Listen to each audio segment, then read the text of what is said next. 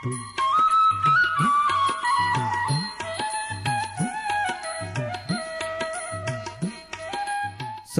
শুরু করতে যাচ্ছি গ্রামীণ আলোচনা ভিত্তিক অনুষ্ঠান কৃষি কথা। আর এই অনুষ্ঠানটির জন্য অর্থায়ন করেছে ইউরোপিয়ান ইউনিয়ন এবং সার্বিক সহায়তা করেছে ফ্রি প্রেস আনলিমিটেড ও Bangladesh NGOs network for radio and communication BNNRC। প্রচারিত হচ্ছে রেডিও ঝিনুক 99.2 FM এর সৌজন্যে। আমি আছি আপনাদের সঙ্গে মাসুদুজ্জামান। প্রথম অংশে আমরা চলে যাব হরিধানের আবিষ্কর্তা হরিপদ কাপালির বাড়ি। তার বাড়িতে যাব আমরা জাহিদ ভাইয়ের সঙ্গে। তবে চলুন ঘুরে আসা যাক হরিপদ কাপালির বাড়ি থেকে। এর পরবর্তী সময়ে আপনাদের সঙ্গে আবার যোগ দিবেন আরও একজন বৈজ্ঞানিক কর্মকর্তা। সুপ্রিয় শ্রোতা, আপনারা শুনছেন রেডিও ঝিনুক 99.2 FM। জাহিদ হাসান আপনাদের সঙ্গে আছি। বাংলাদেশের দক্ষিণ অঞ্চলে এবছর সাড়া জাগিয়েছে হরিধান। হরিধানের প্রশংসায় পঞ্চমুখ কৃষকরা। আমন মৌসুমে ঝিনাইদহ অঞ্চলের কৃষকরা হরিধানের আবাদ করে লাভবান হচ্ছেন। অনাবৃষ্টি কিংবা অতিবৃষ্টির মাঝেও হরিধানের সোনালী ঝিলিকে কৃষাণীর মুখে ফুটে উঠেছে নবান্নের হাসি আর আনন্দের গান। ঝিনাইদহের হরিপদ কাপালির উদ্ভাবিত হরিধান হরিপদ কাপালির বাড়িতে আসাননগর সাধুহাটি ইউনিয়নে এসেছি। আমরা এখন তার সঙ্গে কথা বলবো যে বর্তমানে হরিধানের কি অবস্থা এবং তিনি কিভাবে আছেন, তার সঙ্গে আমরা কথা বলবো। কেমন আছেন আপনি?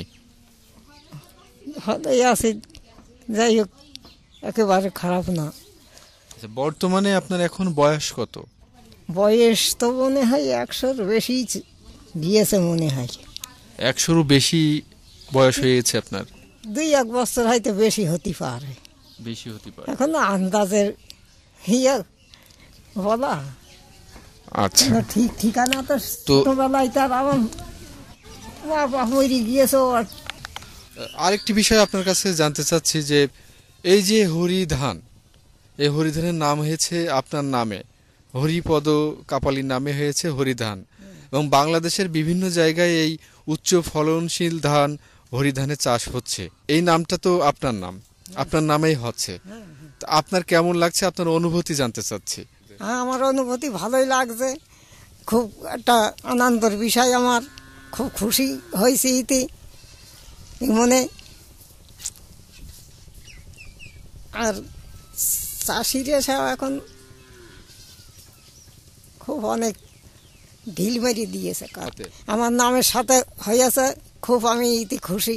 তো আপনি কত সালে এই যে হরিধান আপনি আবিষ্কার করলেন? 12-13 বছর হয়েছে এই ধানের বয়স। তো এই যে হরিধান মানে আপনার নামে হয়েছে, তো এটা আপনি শুরুতে কিভাবে কি করলেন একটু যদি আমাদের সমস্ত শ্রোতাদের আরেকবার জানাতেন। যদিও অনেকেই জানেন, তারপরেও আপনি আপনার কাছ থেকে আমরা জানতে চাচ্ছি এটা শুরুটা কিভাবে হয়েছিল। ধানটা শুরু হয়েছিল আষাঢ় মাসে, মানে ভুঁই পাকিয়ে মানে চাষবাস হয়ে সারা পড়ে গিয়েছে, ভুঁইতে হুড়িয়ে ছিল, মানে ঘাস জঙ্গল। তাই বাঁচতে বাঁচতে ওই একটা ধানের গাছ পালা, সে গাছটা বেশ ভালো, একটু সাইজ ভালো দেখা গেল, তো গাছটা রেখে দিলাম যে দেখি কীরকম ধান হয়। তারপর সাফ টাফ করে ভুঁই লাগানো হয়ে গেল, গাছ থাকলেও নিড়নের সময়ও বাঁচিয়ে রাখা হইল, যে জনে গারো বলা হইল যে গাছটা যেন মারবা না থাকলেও তারপরে বাইল বেরিয়ে গেল। সেই সময় সব ধানের উপরে ওই ধানের গাছটা হইল, ওই গুড়া সারিক বাইল হইল। তাই রাইকে দিল একটা কাগজের ঠুঙাই করে গুলার ইয়েতে ঝুলিয়ে থইল। তারপর ফের জ্যৈষ্ঠী মাস আসলে সেই কটা আঁচড়িয়ে এক কোনায় চারা দিয়ে থইল। তা হালা কানে প্রথমে এক হালাই যেন হইল। আচ্ছা, তারপর ওই লাগানো হইল, হলে আবার ওইভাবে রাখা হইল। রাইকে 2-3 বছর পরে, মানে 3-4 বছরই হবে না হয়তো, 3-4 বছর পরে বেশ 10 কাঠা ভুঁই লাগানোর বেতন হয়ে গেল। তখন আমরা সেই ভুঁড়ি ডেঙায় লাগালাম, লাগালিয়ে কৃষকরা দেখে কয় কি ধান, আমরা বলতে পারি না নাম। কেউ কয় ধানের নাম বলতে পারলে না, তাহলে হরিধান, সেখান থেকে নাম হয়ে গেল হরিধান।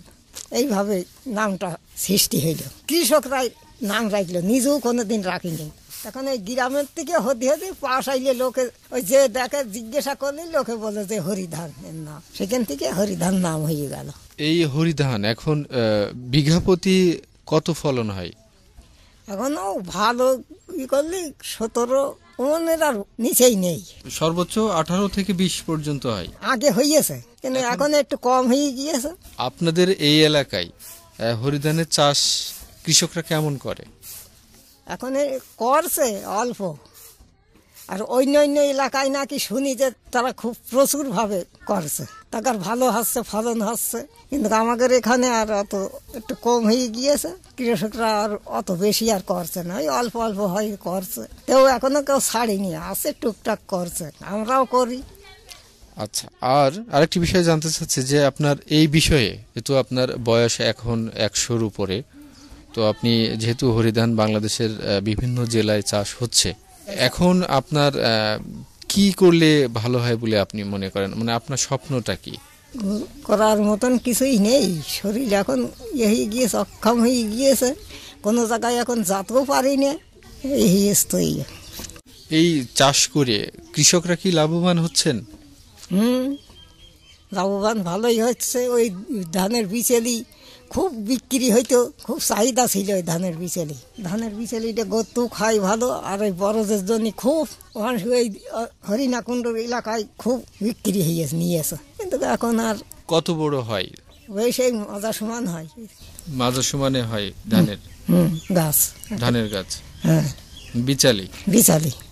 তো আমাদের ঝিনাইদহে একটা কমিউনিটি রেডিও হয়েছে, রেডিও ঝিনুক। রেডিও ঝিনুকের পক্ষ থেকে আপনাকে অসংখ্য ধন্যবাদ জানাচ্ছি। রেডিও ঝিনুককে ধন্যবাদ। আসাননগর গ্রামে আমরা এখন কথা বলবো এই হরিধান চাষ করেছেন এমন একজন কৃষক ভাইয়ের সঙ্গে। কেমন আছেন আপনি? আমি ভালো আছি, আপনারা ভালো আছেন সবাই? জি, আমরা ভালো আছি। আপনার কাছে জানতে চাচ্ছি যে আপনি এই যে হরিধান, এই হরিধান কি আপনি চাষ করেছেন? আমি চাষ করেছি। আচ্ছা, আপনি কতটুকু জমিতে চাষ করেছেন? আমি এর আগে মেলা করতাম, কিন্তু এখন অনেকটা কমিয়ে দিয়েছি, তবে 1 একর জমি ধান করছি। 1 একর জমিতে করেছেন। বিঘা প্রতি কত মন ধান আসে? 1 একর জমিতে আমার 50 মণ ধান হয়েছে। এখন এবছরে এই ধরনের দেখা দিয়েছে, এর পরবর্তী আবার কেমন হবে তা বলতে পারি না। তবে গত দিনে আরও একটু ফলন বেশি ছিল এর আগ দিয়ে, কিন্তু এখন আবার নানাবিধ চাষ উঠেছে, নানান রকম ফসল উঠেছে, সেদিকে মানুষ গড়ায় চলেছে। হরিধান এবং হরিধানের বিচালি সম্পর্কে আপনি যদি কিছু বলতেন। বিচালি অনেক ভালো হয়, অনেক উচ্চতা বেশি হয় এবং অনেক উচ্চ দামে বিক্রি হয়। আর ধানটাও পরিষ্কার, এবং ধানটা ভাত খেয়ে বা অন্যান্য, যেমন আমরা চিড়িয়ে মুড়ি বা পিঠে এগুলাকে খাই, এগুলাকে ব্যবহার করে অনেক শান্তি হয়। মন কত করে বিক্রি করেন আপনারা? মনে দাম, ধানের মোটা তো অনেকটা, হয়তো চিকন ধানের তুলনায় একটু দাম কম হয়। কত? তা ধরেন এবছরও 700 থেকে বাদায় নিয়ে এখন 800 টাকা পর্যন্ত বিক্রি আছে, 810 টাকা। 810 টাকা পর্যন্ত। তো আমাদের রেডিও ঝিনুক পক্ষ থেকে আপনাকে অসংখ্য ধন্যবাদ। আপনাদের অনেক ধন্যবাদ। আমার নাম অধীর বিশ্বাস, আমি আসাননগর গ্রামের একজন পতিত কৃষক। আমি হরিধানেরও চাষ করি, বা এই সময় মোটামুটি মৌসুমে গম চাষ, মসুরি, সরিষা এগুলাকেও চাষ করি। হরিধান চাষ করে এবছরে আমার বাম্পার ফলন হয়েছে। সুপ্রিয় শ্রোতা, হরিধানের চাষ করেনি এমন একজন কৃষক ভাইয়ের সঙ্গে আমরা এখন কথা বলবো। কেমন আছেন আপনি? ভালোই আছি। আপনার নাম? আমার নাম তৈয়ব আলী মোহাম্মদ, আসাননগরে একজন কৃষক আমি। তো আপনাদের এলাকায় তো প্রচুর পরিমাণে হরিধান চাষ হয়। এই বছর আমরা করিনি, আর আমরা এতদিন করে আইছি। এতদিন ধরে করেছেন, এখন করেননি কেন? কারণ এখন ওই চেকন ধানের চাহিদা বেশি বলে মোটা ধান আমরা করছি না। চিকন ধানের চাহিদা বেশি, এই কারণে করছেন না। ধান আমরা আবাদ করছি না। তো আপনি এবার কি কি লাগিয়েছেন? আমরা এখনো এইবার লাগালাম সুবল ধান 28, ভিত্তি 28। ভিত্তি 28। আর অন্যান্য ফসল আপনি কি করছেন? আমার আছে সবজি, আবার আছে টমেটো আছে, পালং শাক আছে, বেগুন আছে, আবার এখন ঝিঙ্গা লাগাবো। আগামীতে কি আপনি চাষ করবেন? হ্যাঁ, আমার এই চাষই আমার জন্মগত চাষই। আপনাদের এই এলাকায় হরিধানের চাষ সব মানে কেমন করে সব কৃষক ভাইরা? এইবারই কম করেছেন, আবার মানে এই যা গত যে আষাঢ়ে গেল, এই আষাঢ়ে কম করেছে, না আগে তো ভালোই করতো। ওই ধানের দামের মানে হেরাফেরাতে এরাম হয়ে মন করা 150-200 টাকা বেশি বুঝলে হরিধানটা একটু কম লাগানো ধরেছে। আমাদের রেডিও ঝিনুকের পক্ষ থেকে আপনাকে অসংখ্য ধন্যবাদ। আপনাকেও ধন্যবাদ। আসসালামু আলাইকুম। আমার নাম তৈয়ব আলী, আসাননগর গ্রাম। আমি হরিধান এবার করিনি, আমি তো করিলাম, এবার আমি সেকন্ড ধান করেছি। সেকন্ড ধানে আমি লাভবান বেশি হয়েছি, এই জন্য আমি হরিধান এবার করিনি। আর আমার সবজি আবাদ আছে বিঘে 3, টমেটো আছে, বেগুন আছে, পালন শাক আছে, ভেন্ডি আছে। আমি এখন এই আমি লাভবান হয়েছি। আগামীতে কি আপনি হরিধানের চাষ আমি করবেন? সেকন্ড ধানই করবো, হরিধানের চাষ আমি করে পড়তে হচ্ছে না, পড়তে হচ্ছে না, দামে কম, সেই জন্য আমি আগামীতে সেকন্ড ধানই করবো। আমাদের রেডিও ঝিনুকের পক্ষ থেকে আপনাকে অসংখ্য ধন্যবাদ। আপনাকেও ধন্যবাদ। শ্রোতা, আপনারা শুনছেন গ্রামীণ আলোচনা ভিত্তিক অনুষ্ঠান কৃষি কথা। আর এই অনুষ্ঠানটির জন্য অর্থায়ন করেছে ইউরোপিয়ান ইউনিয়ন এবং সার্বিক সহায়তা করেছে ফ্রি প্রেস আনলিমিটেড ও Bangladesh NGOs network for radio and communication BNNRC। প্রচারিত হচ্ছে রেডিও ঝিনুক 99.2 FM এর সৌজন্যে। হরিধান একটি আঞ্চলিক পর্যায়ে আবিষ্কৃত ধান। এটি গবেষণা হয়নি খুব বেশি, যে কারণে বাংলাদেশ ধান গবেষণা ইনস্টিটিউটের অনুমোদিত বীজের মধ্যে অন্তর্ভুক্ত হয়নি। বলা বাহুল্য, আঞ্চলিকভাবে আমরা যারা হরিধান চিনি তাদের পক্ষ থেকে দাবি হরিধান সম্পর্কে আরও গবেষণা হোক এবং এটির উন্নত জাত বের করে চাষিদের মধ্যে এই খরা সহিষ্ণু এবং অতি পানি সহিষ্ণু ধানটি যদি জনপ্রিয় করে তোলা যায়, তাহলে বাংলাদেশের ধান চাষে এক বৈপ্লবিক পরিবর্তন আসবে বলে অনেকেই মনে করেন। শ্রোতা, বলেছিলাম একটু অন্য স্বাদে আপনাদের কাছে পরিবেশিত হবে। সেই অর্থে আমরা এখন চলে যাব বাংলাদেশ কৃষি গবেষণা ইনস্টিটিউটের বৈজ্ঞানিক কর্মকর্তা জাহান আল মাহমুদ সজলের কাছে। ফসলে আধুনিকায়নের একটি বিষয় হল কীটনাশক ব্যবহার, কিন্তু কীটনাশকের সুষ্ঠু ব্যবহারের চেয়ে অপব্যবহারই বেশি হচ্ছে। ফলে বাংলাদেশের কৃষির সুফলের চেয়ে চাষি ও ভোক্তাদের শরীরের ক্ষতিই বেশি হচ্ছে। আমরা এখন পরিচয় করিয়ে দেব কৃষি বিজ্ঞানী জাহান আল মাহমুদ সজলের সঙ্গে। আসসালামু আলাইকুম, ধন্যবাদ মাসুদ পরিচয় করিয়ে দেওয়ার জন্য। তাহলে কৃষি বিজ্ঞানী সজলের সঙ্গে আমরা কথা বলি। এবং আমাদের দেশ যেহেতু কৃষি প্রধান দেশ এবং কৃষিতে কীটনাশকের ব্যবহার আজ অবশ্যম্ভাবী হয়ে গিয়েছে। কীটনাশক ব্যবহার না করলে আমাদের দেশে ফলন, আমরা কাঙ্ক্ষিত ফলন পাই না। ফলে আমাদের দেশে ব্যাপকভাবে কৃষিতে কীটনাশকের ব্যবহার এবং অপব্যবহার হচ্ছে। কৃষিতে এখন কীটনাশকের ব্যবহার এবং অপব্যবহার সম্পর্কে শুনব জাহান আল মাহমুদ সজলের কাছ থেকে। আমাদের দেশে আসলে যে কীটনাশকের যে অপব্যবহারটা, এটি শুরু হয় আসলে কীটনাশক ক্রয়ের সময় থেকেই। তার মানে আমাদের দেশের কৃষকরা কোনো সমস্যা হলে সোজাসুজি চলে যায় ডিলারের দোকানে অথবা খুচরা বিক্রয় দোকানে। সেখানে গিয়ে তারা তাদের সমস্যার কথা বলে একটা প্রতিকার চায়। তা আমরা অনেক সময় দেখেছি যে তারা এরকম গিয়েছে, তারা প্রধান সমস্যা যেটা করে রোগ এবং পোকামাকড়ের পার্থক্যটা বুঝতে পারে না। তারা অনেক সময় ডিলারদের কাছে গিয়ে বলে, ডিলাররাও ভালো বুঝতে পারে না যেহেতু তারা টেকনিক্যাল লোক নয়। সেক্ষেত্রে অনেক সময় রোগ হইলে পোকামাকড়ের ওষুধ, আবার পোকামাকড় হইলে ভুল করে রোগের ওষুধ দিয়ে দেয়, অথবা যে রোগের যেই ওষুধ সেটা না দিয়ে অন্য একটি ওষুধ দিয়ে দেয়।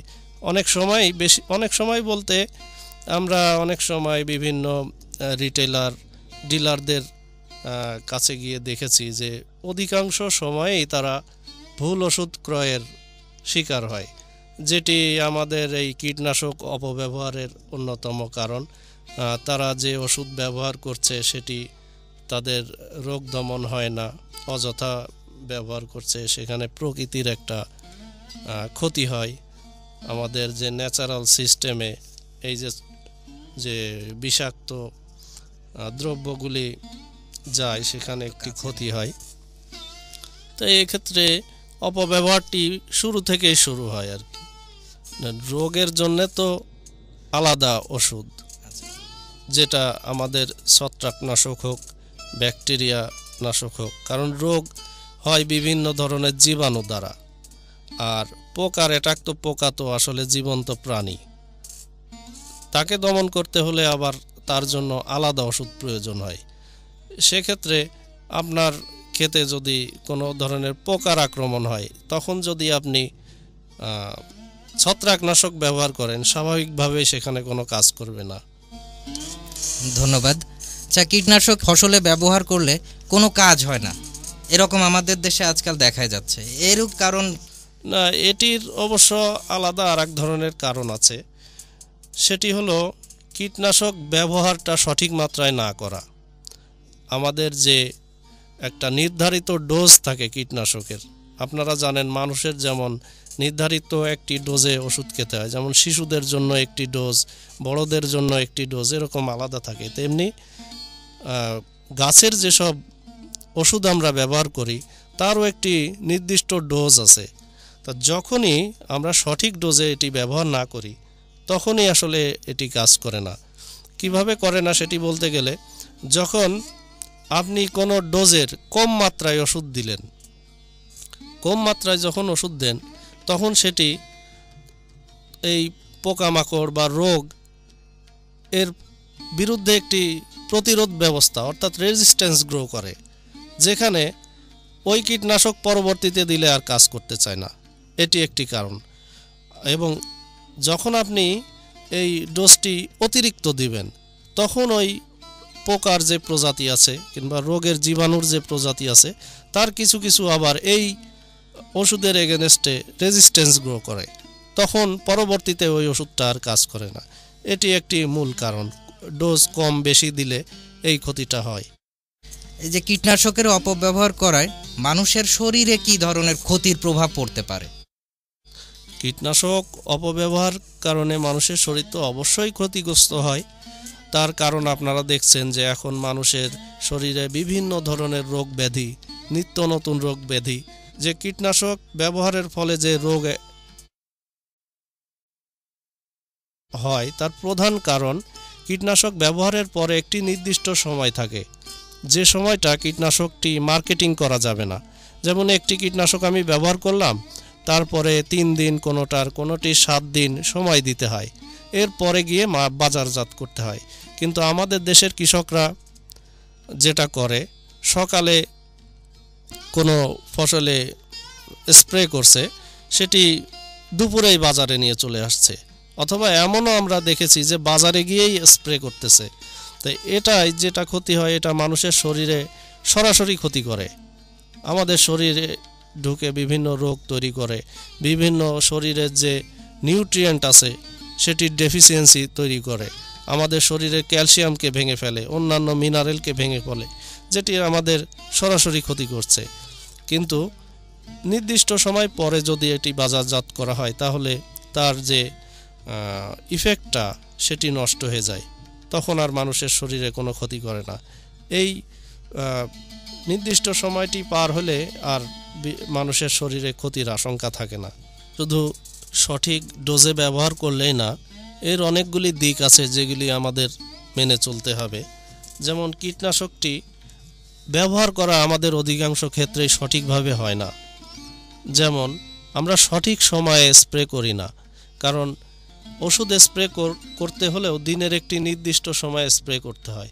যেমন আপনি যদি দুপুরবেলাতে স্প্রে করেন প্রখর রোদে, তাহলে ওই কীটনাশকের গুণাগুণ নষ্ট হয়ে যাবে রোদে। সেক্ষেত্রে কীটনাশক স্প্রে করার সবচেয়ে ভালো সময় সকালে, যখন সূর্যের তাপ কম থাকে, অথবা সবচেয়ে ভালো হয় যদি দুপুরের পরে, অর্থাৎ বিকালে যখন সূর্যের তাপটা কম থাকে, ওই যে পেস্টিসাইড কীটনাশক তার গুণাগুণটা সুন্দর থাকে, তখন ফসলে দিলে সবচেয়ে বেশি উপকার হয়।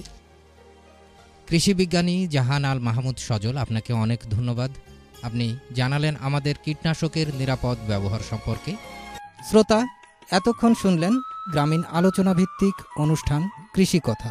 আর এই অনুষ্ঠানটির জন্য অর্থায়ন করেছে ইউরোপিয়ান ইউনিয়ন এবং সার্বিক সহায়তা করেছে ফ্রি প্রেস আনলিমিটেড ও Bangladesh NGOs network for radio and communication BNNRC। এই অনুষ্ঠানে আজ জানালাম স্থানীয়ভাবে উদ্ভাবিত হরি ধান এবং কীটনাশকের ব্যবহার সম্পর্কে। কৃষিবিজ্ঞানী জাহান আল মাহমুদ সজল, স্বশিক্ষিত কৃষক, হরিধানের আবিষ্কর্তা হরিপদ কাপালি এবং জাহিদ ভাইকে অনেক অনেক ধন্যবাদ জানিয়ে আর কৃষক ভাইদের সুস্বাস্থ্য কামনা করে আজকের মতো বিদায় নিচ্ছি। খোদা হাফেজ।